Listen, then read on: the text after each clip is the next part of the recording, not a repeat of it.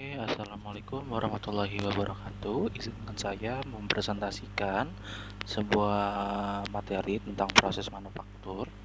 Oke, lanjut saja. Apa itu proses manufaktur? Dan bahasa Latin, manufaktur yang terdiri dari manus dan factus. Manus yang artinya tangan dan factus yang artinya membuat. Manufaktur dari sisi teknologi yang itu berarti aplikasi proses fisika dan kimia untuk mengubah bentuk dan struktur suatu material dalam membuat komponen atau produk. Manufaktur dalam sisi ekonomi yaitu proses transformasi material menjadi sesuatu yang memiliki nilai tambah atau added value.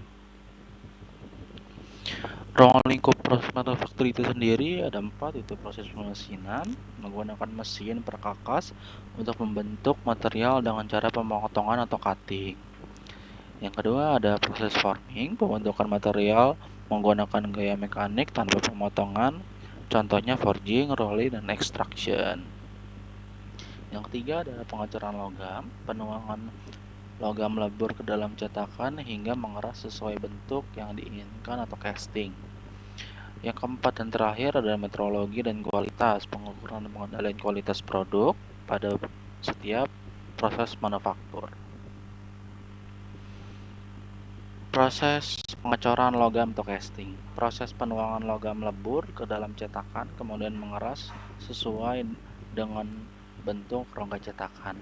Kamus istilah pada proses casting yaitu ada pertama ada casting atau pengecoran, mold atau cetakannya, cavity mold adalah rongga cetakan, foundry adalah pabrik pengecoran, shrinkage adalah penyusutan, dan solidification adalah pengerasan.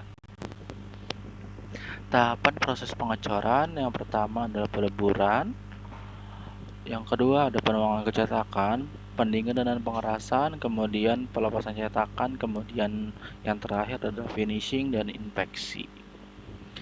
Untuk proses lanjutan setelah cetakan dibuka adalah trimming, cleaning, inspection, dan heat treatment. Adapun jenis-jenis cetakan, yang pertama adalah cetakan habis pakai expanded mold. Cetakan harus dirusak dan mengeluarkan produk terbuat dari pasir, gips, dan keramik. Dan ini adalah contoh gambarnya.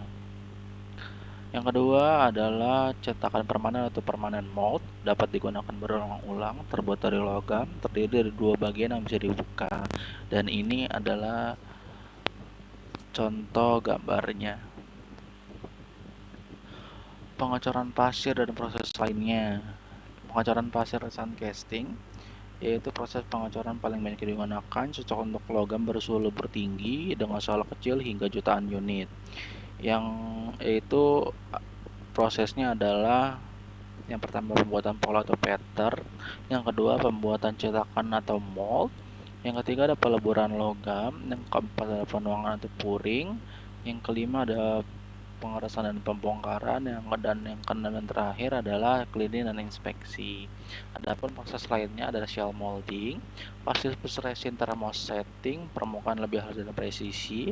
Yang kedua ada investment casting, polyolin dilapisi keramik, presisi tinggi dan bentuk kompleks. Yang ketiga ada vacuum molding, plastik tipis ditarik ke pola vakum tanpa binder. Yang keempat ada expanded polystyrene, pola busa diuapkan langsung oleh logam cair saat penuangan. Adapun die casting dan jenis tungku, die casting itu terdiri dari dua jenis, yaitu hot chamber dan cold chamber. Untuk hot chamber sendiri untuk logam titik lebur rendah, plugger langsung berada dalam logam cair. Yang kedua adalah cold chamber untuk aluminium, magnesium. Kalau copper alloy, logam dituang manual ke shoot chamber. Adapun jenis-jenis tungku dalam peleburan ada cupola, cast iron, bahan bakar batu bara. Yang kedua ada cable, non ferro, bronze, brass, zinc alloy. Yang ketiga ada electric arc, cast steel. Yang keempat ada induction steel, cast iron, aluminium alloy.